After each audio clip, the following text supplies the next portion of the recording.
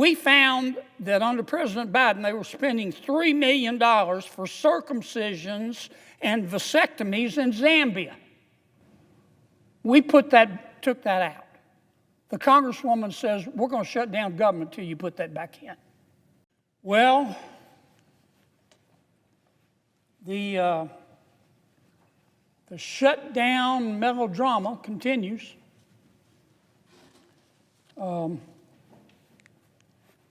I love the smell of melodrama in the morning. It smells like the United States Senate. I said the other day that this shutdown is just further proof that human evolution is a slow process. This shutdown, what you're witnessing now, is just further proof of why it took human beings thousands of years to learn how to stand upright. This shutdown is bone deep, down to the marrow, stupid. Some shutdowns are based on policy. Some shutdowns are based on politics. Some shutdowns are based on a combination of both. This one is pure. It's pure as ivory snow. This shutdown is based on politics. Let me tell you what's going on. I believe in a two-party system, Mr. President. Why? Because two parties create competition. And competition makes all of us better. It does. The Democratic Party, the opposite of my party, the Republican Party, the Democratic Party is competing within itself right now. And there is a distinct wing of the Democratic Party that is winning that competition. If I wanted to use a pejorative expression, I would call it the loon wing of the party. The loon wing of the Democratic Party. Or you might call it the Bolshevik wing of the Democratic Party. I think a more accurate description is to call it the socialist wing of the Democratic Party. I think that's fair. Now, I'm not saying that all of my Democratic friends are socialists. But there is clearly a wing of the Democratic Party that can only be described accurately as the socialist wing of the party. And that party is in ascendancy. That party is in control. Now, my friend Senator Schumer is the leader of the Democrats in the United States Senate. And he, of course, has instructed his colleagues to vote to shut down government. And Senator Schumer has been criticized for that. And I understand. I don't agree with him. I think he made a mistake. But I don't think Senator Schumer is the leader of this effort. I don't. I think Senator Schumer, like many of his colleagues, would like to be loved by everybody in the party, and he would like to be loved by the socialist wing of his party. And I do think that's part of what is motivating this shutdown, and that's why I say it's all about politics. But I don't think Senator Schumer is the person in charge, because Senator Schumer is not the leader of the socialist wing of his party. Congresswoman Ocasio-Cortez is. She's running the show. It was no accident the other day the Congresswoman let it slip. She said, if you really want to negotiate at the end of this shutdown, come see me. Come see me. And I think any fair-minded person has to look right now and say that the two leading members, the quarterback the two leading members of the socialist wing of the Democratic Party. The quarterback is Congresswoman Ocasio-Cortez. Now, her substitute is Senator Bernie Sanders. But I think it's the Congresswoman who's calling these shots. Now, Mr. President, I don't hate anybody. I've said that repeatedly, and I mean it. I like all of my colleagues. I look for grace wherever I can find it. When I say my prayers, I do, every single time. I ask God, don't let me hate, because it's hard sometimes. It's hard up here. But I do. I say, God, don't let me hate. And I certainly don't hate Congresswoman Ocasio-Cortez. I want to make that very clear. She has the right to her opinion. She has the right to try to have the socialists take over the Democratic Party. That's the American way. Ironically, I think what she's doing is anti-American, but she has the right as an American to do it, so I don't hate her. But I judge her by her policy. She has her opinion, and I have mine. And I have to judge her candidly by her policy. Here is what the socialist wing of the Democratic Party, led by Congresswoman Ocasio-Cortez, has said to the American people and to the United States Congress and the Republicans in Congress. If you Republicans don't agree to make the federal government $1.5 trillion, not million dollars, not billion dollars, $1.5 trillion bigger, we're going to shut government down. Well, of course we said no. I'm not going to vote for that. My mother didn't raise a fool. And as I've said before, if she did, it was one of my brothers. I'm never going to vote for that. Now, where do I come up with this figure of $1.5 trillion? Well, the first thing that the socialists and Congresswoman Ocasio-Cortez is asking us to do is to repeal the health care reforms in the One Big Beautiful Bill. We just passed them. Here it is, Subtitle B, Health in the One Big Beautiful Bill. Now, we didn't cut Medicaid in the One Big Beautiful Bill. In fact, under our bill, Medicaid is going to increase 2% a year over the next 10 years. Now, what we did by reforming Medicaid, which Congresswoman Ocasio-Cortez wants us to reverse, we cut out the waste and the fraud. For example, we found out that there are, no kidding, I'm not just making this up, we found out that there are 2.8 million people on Medicaid who are double dipping in America.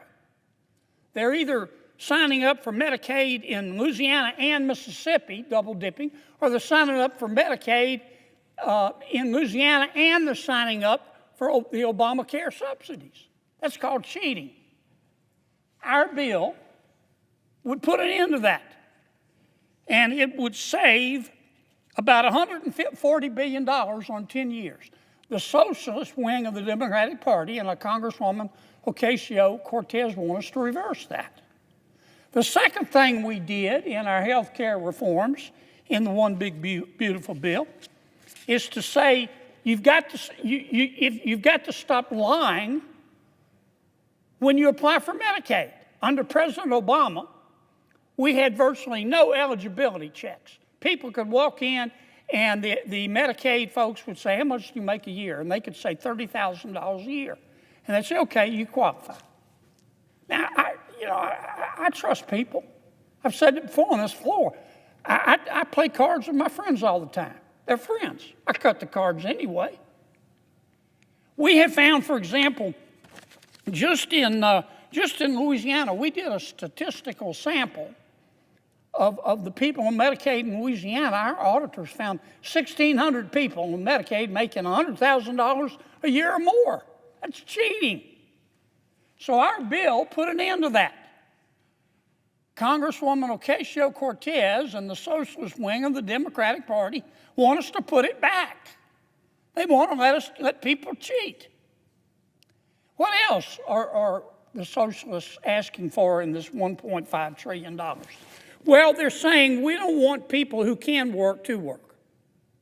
We put a provision in our bill that the Congresswoman and the socialist wing of her party want us to take out that says, look, if you're between the ages of 19 and 64 and you're able-bodied, we're not talking about a mother with a sick child in her arms, you're able-bodied, you're perfectly healthy, and you don't have any dependent kids at home, then if you qualify based on income, we'll give you Medicaid, but you have to work.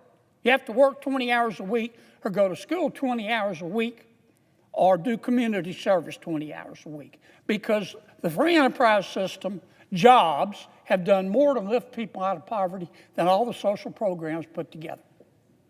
That's what's called a work requirement. What's wrong with that? Those who can't work should work. Our welfare programs were meant to be bridges, not parking lots. Congresswoman Ocasio-Cortez and the socialist wing of her party want us to reverse all of that. What else do they want us to do? Well, they're upset at us over the Affordable Care Act. Now, let me tell you what all this is about with the Affordable Care Act. Under Obamacare, if you are a low-income American, you're entitled to Medicaid.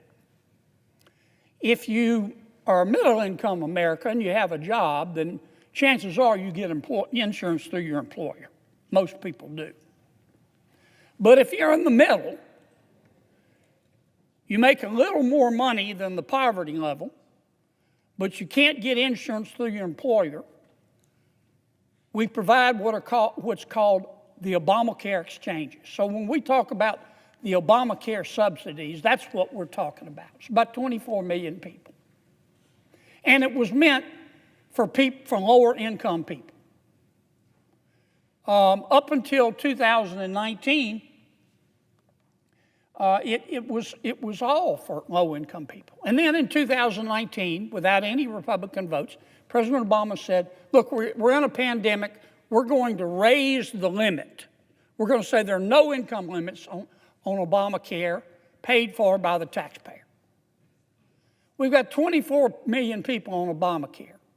When they raised the limits, you could make any amount of money and still get a subsidy. That added about 1.6 million people on Obamacare.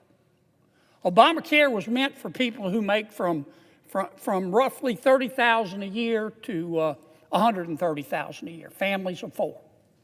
Now, because President Biden raised the cap, we've got people making $600,000 a year, $150,000 a year, families making $200,000 a year, getting subsidies from the American taxpayer. Why? Because they said we needed it in the pandemic. The pandemic is over. And that's why the Democrats, when they passed the bill, put in a provision that says at the end of this year, those extra subsidies are going to end. Congresswoman Ocasio-Cortez says no. Until you agree to let them continue, to let anybody at any income level get subsidies, we're going to shut government down. That's their third demand. And that is part of the $1.5 trillion. And finally, of course, the Congresswoman is saying we want you to give $500 billion, not $500,000, not $500 million, $500 billion. We want you to give $500 billion to the Corporation for Public Broadcasting because we like what they say. Well, we just eliminated money for all forms of media in the Affordable Care Act. Now, those are the demands. Those are the demands. I'll mention one more. Congresswoman Ocasio-Cortez got very, very upset as did the socialist wing of her party, when the president sent over what's called a rescission package. Basically, President Trump just said, we want you to take some stuff out of the budget that we think is wasteful. And we did. And that upset the Congresswoman. She's entitled to be upset if she wants to. But that really upset the socialist wing of the party. And so we took out, and here's what they want us to put back in. We found that under President Biden, they were spending $3 million for circumcisions and vasectomies in Zambia.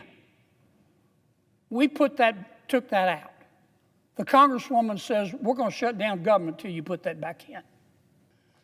We found that under President Biden, they were spending $3 million for circumcisions and vasectomies in Zambia. We took that out. The Congresswoman says, we're going to shut down government until you put that back in.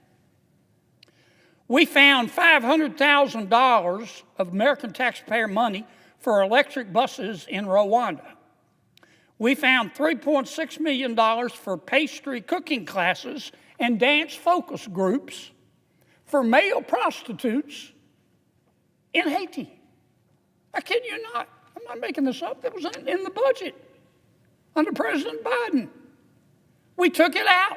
Congresswoman Ocasio-Cortez in the socialist wing, the loon wing of the Democratic Party, says we're going to shut down government until you put it back in. I'll just read you a few more that we took out. They are demanding we put back in. $6 million for media organizations for the Palestinians. $833,000 for transgender people in Nepal. $300,000 for a pride parade in Lesotho. $882,000 for social media mentorship in Serbia. $4.2 million. We took it out. The Congresswoman and the socialist wing of their party says we got to put that back in for the open government. $4.2 million for lesbian, gay, bisexual, transgender, queer, and intersex people in the Western Balkans and Uganda. I could spend the rest of the afternoon here. We took all that out. It upset Congresswoman Ocasio-Cortez. It upset the socialist wing of her party. And now that wing of her party and the Congresswoman are threatening all other Democrats and saying, you've got to shut that government down until we get what we want. And part of what they want is to add this kind of stuff back into the bill. And that's what this fight is all about. We're in the process of negotiating a budget with our Democratic friends. We ran out of time. The cutoff was midnight Tuesday night. That's when the clock struck midnight and the budget ran out. What we had asked for and what we're still asking for is let's continue to negotiate, we meaning the Republicans and the Democrats, for 6 more weeks and try to agree on a budget. That's all we're asking. We're not asking for any additional appropriations, any conditions, any stipulations. All we're asking for is what we call a clean CR. All we're asking for is just further negotiate. And Congresswoman Ocasio-Cortez, who has done a stellar job in rising to the leadership of her party as a member of the socialist wing. They're about to elect a socialist mayor of New York. I think Mr. Mamdani's going to win. They have said to our request, let's just continue the status quo for 6 more weeks. They said, we'll give you 6 more weeks if you will give us $1.5 trillion. That's what they're demanding. And that's why we're shut down. Now, let me say it again, Mr. President. I don't hate anybody. This is America. I sure don't hate the Congresswoman. She is entitled to her opinion, but I'm entitled to mine. And she can criticize my policy positions, but I'm entitled to criticize hers.